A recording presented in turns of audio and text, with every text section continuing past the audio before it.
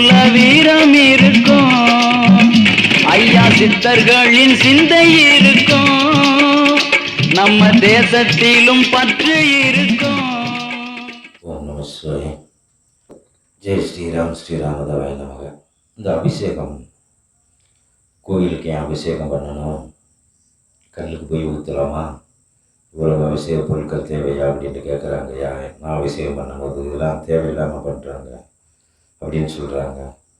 அது மாதிரி யாகம் வளர்த்தாலும் இதை போய் எதுக்கு தீல போடுறாங்க, கிறுக்கு பயிலுக்கு மாதிரி. யாருக்காவது இல்லாதவங்களுக்கு கொடுக்கலாம், எத்தனையோ பேர் பசியில் வாடுறாங்க, அவங்களுக்கு கொடுக்கலாம். திருவிழாண்டு உழவு செலவழிக்கிறாங்க. அப்படி எதுக்கு எடுத்தாலும் ஒரு குரூப் இப்படியே பேசுகிறாங்க. எங்களுக்கு என்ன பதில் சொல்கிறதுன்னு தெரியலை, எங்களுக்கு பிடிச்சிருக்கு செய்கிறோம்னாலும் அவங்க கேட்க மாட்டேங்கிறாங்க அப்படின்னாங்க. இதே கேள்வியை எண்ணிட்டு நிறைய பேர் கேட்டிருக்காங்க. இப்போ சமீபத்தில் கூட கேட்டாங்க. அதுக்கு முன்னாடியும் யாராவது ஒருத்தர் கேட்டுக்கிட்டே இருப்பாங்க. அவங்க நம்மள்கிட்ட வீண்வாதம் பண்ண மாட்டாங்க. கொஞ்சம் ஃப்ரெண்ட்லியாக பேசிக்கிட்டு இருக்கும்போது பேச்சு வழக்கில் சொல்லுவாங்க, ஸ்கூல் வச்சு நடத்துகிறீங்க சாமி, அது நல்ல விஷயம். இந்த கோயில்கள் எல்லாம் கட்டிக்கிட்டு இருக்கீங்களே, இதெல்லாம் தேவையா, இருக்கிற கோயில் பார்த்தாதா, அப்புறம் நீங்களுமே அவசியம் பண்ணுங்க, கோயில் குளத்துக்கு போங்கங்கிறீங்க அப்படின்னு சொல்லுவாங்க.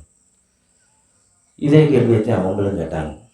இதெல்லாம் என்ன அப்படின்னோம்னா, பாவம் அவங்க நினச்சி இறக்கப்படுறதை தவிர வேறு வழி இல்லை. ஏன்டா அவங்களுக்கு தெரியலை அதனுடைய அருமை என்ன, பெருமை என்ன, இது ஏன் எதுக்குன்னு காரணம் தெரிஞ்சிருந்தால் அவங்க அப்படி கேட்க மாட்டாங்க. அவங்க அறியாததுனால கேட்குறாங்க. இதே கேள்வி நான் ஏனாதில் இருக்கும்போது சிலர் கேட்டாங்க. அந்த கோயில் கட்ட ஆரம்பிக்கும் போது எனக்குமே அந்த நேரம், நான் ஆன்மீகத்துக்கு புதுசுன்னு ஒன்று, ஒருவேளை இது நியாயமான கேள்வியாக இருக்குமோ, தேவையில்லாமல் தான் கல்லுக்கு ஊற்றுறோமோ, தேவையில்லாமல் தான் திருவிழா பண்ணுறோமோ, இவங்க கேட்குறது கொஞ்சம் நியாயமாக தெரியுதோ அப்படின்ட்டு யோசித்தோம். அப்புறம் இது காலங்காலமாக வந்திருக்கு. இன்றைக்கி நேற்று நம்ம ஆரம்பிக்கலை, காலங்காலமாக இருக்குது. காலங்காலமாக ஒன்று நடக்குதுன்னா அது காரணம் இல்லாமல் இருக்காதுல்ல. எல்லாம் எல்லாருமா கிறுக்கா இருப்பாங்க, தெரியாமல் எல்லாருமா பண்ணுவாங்க, ஏதோ ஒன்று அதில் இருக்க போய் தானே பண்ணுறாங்க அப்படின்ட்டு தான் அதுக்குள்ளே போனோம். அது இப்போது ஆரம்பத்தில் நம்ம ஆன்மீகத்தில் முழுசாக விருப்பம் இல்லாமல் வந்த காலம் வேறு. அது இந்த காரணத்தை சொல்லியாவது தப்பிச்சிடலாமா அப்படின்ட்டு கேட்டோம். இது எல்லாம் இப்போ அவங்க சொல்கிறது நியாயம் தானே, கல்லில் போய் ஊற்றுறதும் தீயில போய் போடுறதும் இதெல்லாம் நியாயமாக தெரியுதே அப்படின்ட்டு. சரி, அதுக்கு உண்டான விளக்கங்களை படிப்படியாக சொல்ல ஆரம்பித்தாங்க அவங்க. அதுக்காண்டி தான் நம்ம மக்கள்கிட்டையும் சொல்கிறது. எதுவுமே கேட்கத்தான் விளக்கம் தெரியும். நம்ம தெய்வத்தை கண்டு பயந்து பயந்து ஓடணும்னா கடைசி எதுவுமே தெரியாமல் ஓடிக்கிட்டே இருக்க வேண்டியதான் அப்படின்ட்டு. சரியா? அதாவது காலம், கலிகாலம், கலியுகம், மக்கள் எல்லாமே தலைகளாக மாறிப்போச்சு. நம்ம ஆரம்பத்துலேருந்து என்றைக்கு ஆன்மீகத்துக்கு வந்தோமோ, என்றைக்கு ஆராய்ச்சி பண்ண ஆரம்பித்தோமோ, அதனால தான் பேச்சையும் குறைச்சோம், வெளியில் போகிறதையும் குறைச்சோம். ஏன்னா எல்லாமே ஆப்போசிட்டாக இருக்குது. நம்மளுக்கு தோன்றதுக்கும் நம்ம செயல்பாடுக்கும் ஆப்போசிட்டாக இருக்குது. அப்போ நம்ம பண்ணுறது தப்போ, நம்மளுக்கு தோன்றது தப்போன்னா அதுதான் கரெக்டாக இருக்குது. நம்ம செஞ்சு பார்த்தோம் அப்படின்னோம்னா அவங்க சொன்னது அப்படியே நடக்குது. அப்போது மனிதர்கள் போகிற பாதை தப்பு. சரி, மனிதர்கள் போகிற பாதை தப்புன்னா இப்படி மாறிட்டாங்களே. ஒரு காவாசி பேர் ஒரு 100 பேர் இருந்தாங்கன்னா 10-20 பேர் மாற்றி பண்ணால் பரவாயில்ல. அந்த 100 பேரில் 95 பேர் தப்பாக பண்ணுறதுக்கெல்லாம் இதெல்லாம் என்ன காரணமாகி போச்சு அப்படின்னோம்னா, எடுத்து சொல்ல ஆள் இல்லை, ஒன்றும் சொன்னாலும் கேட்குற நிலைமைகள் இல்லை. கொஞ்சம் கொஞ்சமாக மாறி மாறி மாறி மாறி அவங்க யுகத்துக்கு தக்கன, காலத்துக்கு தக்கன மாறணும் மாறணும் மாறணும்னு எல்லாத்தையுமே மாற்றி கடைசியில் ஆயுளில் போய் நிற்கி. ஆயுள்னா என்னது, 100 வருஷம் 120 வருஷம் அந்த காலம் போய் இன்றைக்கி 40, 50, 60 தாண்டது பெரிய விஷயமாக ஆகி போச்சு. அவங்களுக்கு அவங்களே பள்ளம் தோண்டிய காலமாகி போச்சு. இப்போ நம்ம யோசனை பண்ணி பார்ப்போம். அம்மா போடுறது அது இப்போ தான் மெடிக்கல் ரீதியான மெடிசன் கண்டுபிடிச்சிருக்காங்க. அது கூட சிலருக்குள்ள ஃபெயிலியர் ஆகுது. அப்போ அம்மா போட்ட உடனே எதுக்காண்டி ஆபரணங்கள், அருணாக்குடி கயிறு, கழுத்தில் கிடக்கிற கயிறு, கையில் கிடக்கிற கயிறுலாம் கலட்டணும்? யாராவது என்றைக்காவது சிந்திச்சிருக்கோமா? இல்லாட்டி எதுக்காவது அர்த்தம் தான் தெரியுமா? இது ஏன் கலட்டணும்? ஏன் கலட்டாட்டி என்ன? எந்த நோய் வந்தாலும் கலட்டுறதில்லை, இதை மட்டும் ஏன் கலட்டுறோம் அப்படின்னு நம்ம சிந்திக்கணும். அதுக்கு முன்னாடி கொஞ்சம் முன்னாடி போயிடணும். இது எதுக்கு போடுறோம்? காதில் எதுக்கு தோடு போடுறோம்? தோடும் கு- சுருங்கி சுருங்கி வந்தது தான். முறை என்னன்னு பார்த்தா லோலாக் தண்டட்டி, அதுதான் முறை. இந்த காலத்தில் தண்டட்டி போட முடியுமா? விபூதி பூசினாலே சண்டைக்கு வர்ற காலமாக இருக்கும்போது தண்டட்டி போட்டோம்னா போச்சு. அந்த காலத்தில் தண்டட்டி போட்டு வாழ்ந்தவங்க தான் 100 வயசாக கடந்தாங்க. ரைட்டா? அது அனைத்துக்கும் அறிவியல். இது வந்து ஆன்மீகம் தான், சாமியார் கோயில் அப்படி கிடையாது. அது தெரியாத வரை சாமியாருக்கு பண்ணுற வேலையாக இருக்கும். அது உள்ளக்க போனோம்னா அதில் உள்ள அறிவியல் வந்து அற்புதமாக இருக்கும். ரைட்டா?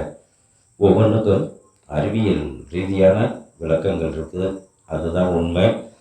அப்படி சொன்னால் சில பேர் ஏற்றுக்கிற மாட்டாங்கன்ட்டு தான் சில பரிகாரத்தை ஆன்மீக ரீதியாக சொல்லி வச்சாங்க. சரியா? மூக்கு எதுக்கு குத்துறோம், கழுத்தில் நகை எதுக்கு போடுறோம், காலில் கொலுசு எதுக்கு போடுறோம், அனைத்துக்குமே விளக்கம் இருக்குது. சில பேருக்கு தெரிஞ்சிருக்கலாம், சில பேருக்கு பலருக்கு தெரியாமல் இருக்கலாம். சரியா? நம்ம லேசாக அதில் சுருக்கமாக சொல்லி, ஏன்டா ஒவ்வொன்றுக்கும் ரொம்ப விளக்கங்கள் இருக்குது. எத்தனை நரம்புகள் வருது, எங்கெங்கன வருது, அது என்னென்ன நரம்பு என்னென்ன வேலைகளை செய்யுது, அந்த இடத்துல அந்த வெள்ளியோ தங்கமோ பட்டால் அந்த நரம்பு எப்படி வேலை செய்யுது, இப்படியெல்லாம் ஏகப்பட்ட விளக்கங்கள் இருக்கு. சரியா? அதை அனைத்தையும் சொல்லணும்னா டைம் ஆகும். இப்போது காதில் ஓட்டப்பட்டாங்க. இப்போ நம்ம இன்னும் எளிமையாக சொல்லணும்னா, நம்ம தோப்பு கரணம் போடுறோம். தோப்பு கரணத்துக்கு மிஞ்சின ஒரு மெடிடேஷனாக ஒரு பயிற்சி எதுக்குமே கிடையாது. கையை இப்படி வச்சு நம்ம விநாயகருக்கு தோப்பு கரணம் போடுறது மிக பயங்கரமான ஒரு அறிவியல் ஆற்றல்.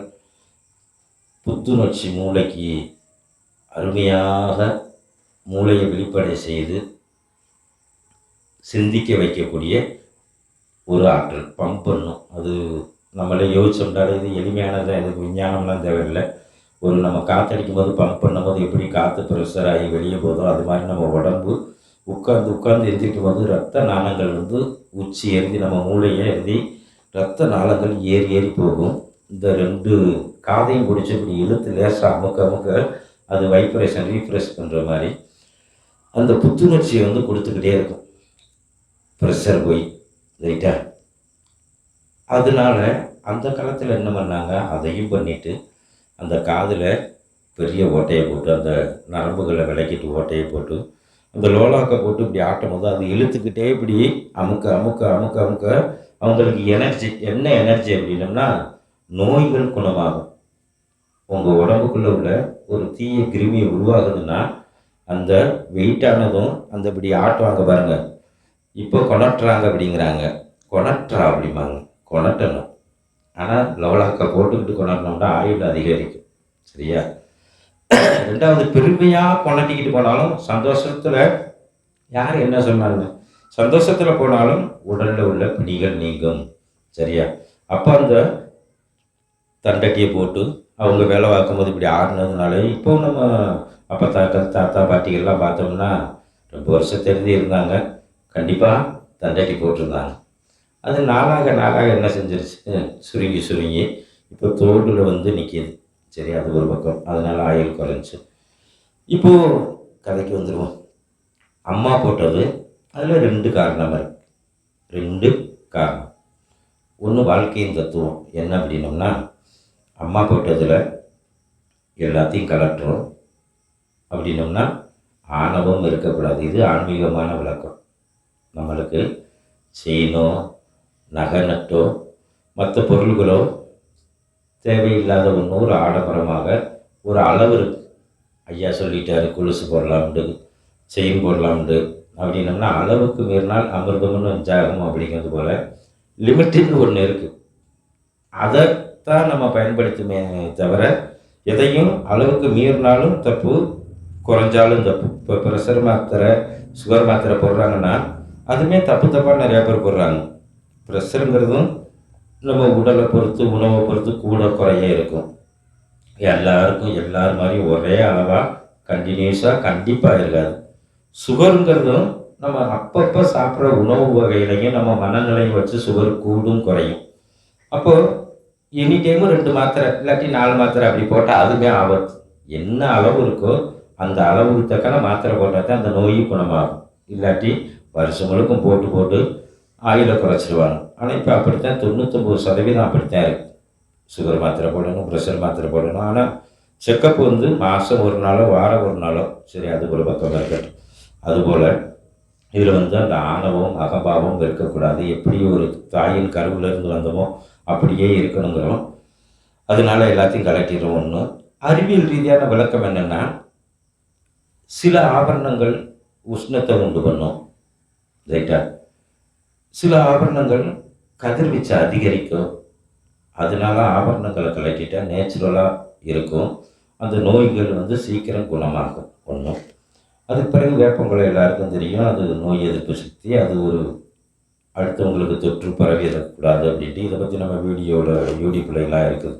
காப்பு எதுக்கு கட்டுறோம், அது ஊர் வாசலில் எதுக்கு கட்டுறோம், ஊர் நுழைவாயிலில் காப்பு எது கட்டுறோம், வேப்பங்குலையில் எதுக்கு காப்பு கட்டினாங்க. இப்போ வந்து டொயின்னு சடம்பு வச்சு கட்டுறாங்க. வேப்பங்குலையில் அந்த வைக்கோல் வச்சு நனைச்சி முனிப்பகுதி எதுக்கு வேப்பங்குலையில் சொல்லுவாங்க. அதுக்கு உண்டான விளக்கம் நம்ம ஏற்கனவே நிறைய முறை சொல்லியாச்சு யூடியூப்பில். இப்போ இந்த அம்மா போட்டதுக்கு இதுக்கும் ஒரு காரணம். இந்த நகை நட்டை கலட்டுவதற்கும் இதுதான் காரணம். ஒன்று அதுக்கு பிறகு ஞானம் பெற்றவங்க, ஞானிகள் அப்படிங்கிறவங்க நேரடி தொடர்பில் உள்ளவங்க. இப்போ ஒரு பிரதமர் பழக்கம் உள்ளவங்களோ, முதலமைச்சர் பழக்கம் உள்ளவங்களோ ஃபோன் பண்ணி சொன்னால் சில காரியங்கள் நடக்கும். அதுபோல் ஞானம் பெற்றவங்கள் அந்த கதிர்வீச்சுகள் மூலியமாக சில வேலைகளை செய்ய முடியும், சில நோய்களை குணமாக்க முடியும், தெய்வ குத்தங்களை குறைக்க முடியும். அதுக்கும் சில அளவுகோல் இருக்கு, யார் யாருக்கு செய்யணும், எந்த அளவு செய்யணும், எப்படி செய்யணுங்கிறது. அதனால் நம்ம சில முறைகள் சொல்கிறோம் அந்த நோய்கள் குணமாவதற்கு. அது எல்லாருக்கும் தெரிஞ்ச விஷயம். மஞ்சள் பொடி, வேப்பங்குலை இதில் போட்டு விபூதியை போட்டு இந்த மாதிரி செய்யுங்க, 4 நாளில் சரியாக போயிருங்கிறோம். அது ஒரு பக்கம் இருக்கட்டும். இதில் மிகப்பெரிய மூலத்தோட மக்கள் பண்ணுற தப்பு என்ன ஒன்று அப்படின்னோம்னா, சாமி கும்பிடக்கூடாது, வீட்டில் விளக்கேற்றக்கூடாது, மணியாட்டக்கூடாது அப்படிங்கிறது தான் மிகப்பெரிய தப்பு. இப்போ இந்த வந்திருக்காங்க இவங்க, ஒரு 3 நாளைக்கு முன்னாடி வந்தாங்க. அந்த குழந்தைக்கு இந்த அக்கி மாதிரி உடம்பு ஃபுல்லாக அப்படியே ரொம்ப ஓவராக இருந்தது. பக்கத்தில் யாரோ சொல்லிட்டாங்களா, இது அம்மா போட்டிருக்கு, வெளியில் எங்கேயும் போகாதே, வைக்காதீங்க, தூக்கிட்டு போகாதே. ஏன்னா அவங்க வீட்டில் மாலை போட்டிருக்காங்க, இது கோவிலுக்கு திருச்செந்தூருக்கு போகணும். அப்போ தூக்கிட்டு வந்தாங்க. ஐயா இந்த மாதிரி இருக்குது, எங்கேயும் போகக்கூடாது, கோயிலுக்கெல்லாம் போகக்கூடாதுங்கிறாங்களே, என்ன செய்யலாம் அப்படின்ட்டு. அப்போ நம்ம அவங்களுக்கு சொன்னோம், அதெல்லாம் ஒன்றும் பிரச்சனை இல்லை, நீங்கள் வாட்டுக்கு வேலை வந்துட்டு போயிட்டு வாங்க, திருச்செந்தூர் போயிட்டு வாங்க, 3/4 சரியாயிடும் நீங்கள் போயிட்டு வர்றதுக்குள்ளே. அடுத்து ஒரு நாள் நீங்கள் வந்து சில முறைகள் சொல்கிறேன், சரியாக போயிடும், முழுசும் சரியாக போயிடும் அப்படின்னா அவங்க கொஞ்சம் பயந்தாங்க. என்னையா போகலாமா, அவங்க சொல்லிட்டாங்களே அம்மாண்டு போகலாமான்னாங்க. நீங்கள் போங்கய்யா, எந்த வித பிரச்சனையும் இல்லை, சரியாயிரும் அப்படின்னும். இந்த போயிட்டு வந்துட்டாங்க. சொன்ன மாதிரி 3/4 சரியாக போயிடுச்சு, ரைட்டா? அப்போது ஒரு தெய்வ குத்தம்னே வச்சுக்கோங்க. அம்மா போட்ட தெய்வ குத்தம்னா தெய்வத்தை வணங்கினாத்தே அது போகும். ஏதோ ஒரு கோளாறோ குறையோ, அறிவியல் ரீதியான ஒரு பிரச்சனையோ, உடல் மாற்றத்தினால, கால சூழல்னாலையும், காலச்சூழல் இருக்கிற கிளைமேட்டு சேஞ்ச் ஆகுது பாருங்கள், ஓவர் வெயில், ஓவர் குளிர், இதனாலேயும் சில நோய்கள் வரும். இது அறிவியல் ரீதியானது. அப்போ அந்த கிளைமேட்டு சேஞ்ச் ஆகும்போது சில நோய்கள் வரத்தான் செய்யும். குழந்தைகளுக்கும் வரும், பெரியவங்களுக்கும் வரும். யாருக்கெல்லாம் நோய் சீக்கிரம் வரும்னா, உடலில் யாருக்கெல்லாம் தெம்பு, அந்த கிருமிகள் கம்மியாக இருக்கும் அவங்களுக்கெல்லாம் எளிமையில் தாக்கும். சரியா? உடல் ரொம்ப ஆரோக்கியமாக, இத்தனை வயசுக்கு இவ்வளோ வெயிட் இருக்கணும், இவ்வளோ அளவு கிருமி இருக்கணும், அது நிறையா ப்ரொசீஜர் இருக்குது. அது மாதிரிலாம் போய்கிட்டு இருந்தோம்னா நோய்கள்லாம் சீக்கிரம் தாக்காது. ஏதோ ஒரு ஏற்றம் இறக்கம் இருந்தால் நோய்கள் நொடிகள் வரும். சரி, ரைட்டியா? இது அம்மாவுக்குள்ள பிரச்சனை. தயவுசெய்து அம்மா போட்டிருந்தான் நல்லா சாமியை கும்பிடுங்க, விபூதியை பூசுங்க, விளக்கேற்றுங்க, மந்திரம் சொல்லுங்கள். 4 நாளில் எப்படியாப்பட்ட அம்மாவும் சரியாயிடும். சரி ஆனாலும் என்னுடைய கோரிக்கை என்னென்னா, ஒரு பிரச்சனை வந்த உடனே எப்படி தெய்வத்தை வழிபடுறோமோ அதே போல் நீங்களாலும் வழிபட்டோம் அப்படின்னோம்னா அடுத்த பிரச்சனை வராது. நல்லா கேட்டுக்கிட்டீங்களா? ஒரு பிரச்சனை வந்தாலே கோயிலுக்கு போவோம், பிரச்சனை சரியாயிடுச்சுன்னா அதை கைவிட்டுட்டோம்னு வைங்களேன், அதுதான் மிகப்பெரிய ஆபத்து. சாமி நினைக்கும், வரவே மாட்டேங்கானே இந்த பையன் அப்படின்னா, என்ன செஞ்சால் வருவேன், முடியாமல் ஆக்குன்னு அதை வருவேன். அப்போ முடியாமல் ஆக்கும், ரைட்டா? இல்லை சாமியே பண்ணலட்டே வச்சுக்கிடுவோம். அப்போ ஏன்டா நீங்கள் சாமியை எதிரியாக பார்க்க ஆரம்பிச்சிருவீங்க. அப்போ சாமி உள்ள அந்த வேலை தான் பார்க்குதோ அப்படின்ட்டு. நீ வந்ததுனால அவருக்கு என்ன கிடைக்க போகுது? ஏதாவது கிடைக்க போகுதா? ஏதாவது கொடுக்க போகிறீங்களா இல்லாட்டி சாமிக்கு? அது கிடையாது. உங்களை நல்வழிப்படுத்த. ஏன்னா நீங்கள் பெற்றிருக்கீங்க குழந்தைங்க, நல்லா இருக்கணும்னு விரும்புகிறீங்க. சில நேரம் கண்டிக்கிறீங்க, அடிக்கிறீங்க, படிக்க வைக்கிறீங்க, என்னென்னமோ உங்கள் குழந்தைகளுக்கு செய்கிறீங்கல்ல. எவ்வளவோ அழகுபடுத்தி பார்க்குறீங்க, ரசிக்கிறீங்க, ஆடை விட்டு ரசிக்கிறீங்க, பாடை விட்டு ரசிக்கிறீங்க, ட்ரெஸ் பண்ணி ரசிக்கிறீங்க. அது மாதிரி அவனும் நினைப்பான்ல, நம்ம உள்ள இப்படி கஷ்டப்படுது, நம்ம நல்லா வைக்கணும்னு நினைக்கிறோமே, இது நம்ம பேச்சை கேட்க மாட்டேங்குதே அப்படின்ட்டு எவ்வளவு அக்கறை இருக்கும். நீங்கள் இந்த பிறப்பில் ஒரு பிறப்பில் பலமுறை சொல்லிட்டேன், மீண்டும் ஞாபகப்படுத்துகிறேன். ஒரு பிறப்பில் பிறந்த இந்த குழந்தைக்கு இவ்வளவு அக்கறை உங்கள் குழந்தை மேலே நீங்கள் வச்சுருக்கீங்கன்னா, எத்தனையோ பிறப்புக்கு தாய் தந்தையாக இருக்கிறவங்க எவ்வளவு அக்கறையாக இருப்பாங்க. மீண்டும் மீண்டும் பிறக்க வச்சு நம்ம யாருன்னு தெரிய மாட்டேங்க, அப்பா யாருன்னு தெரியலையே, அம்மா யாருன்னு தெரியலையே, புரியட்டும், புரிஞ்சு வரட்டும் அப்படின்லாம் உங்களை மீண்டும் மீண்டும் பிறக்க வச்சு, இது அறியாதா, இது புரியாதா, எந்த பிறப்பில் இது உணரப்போகுது,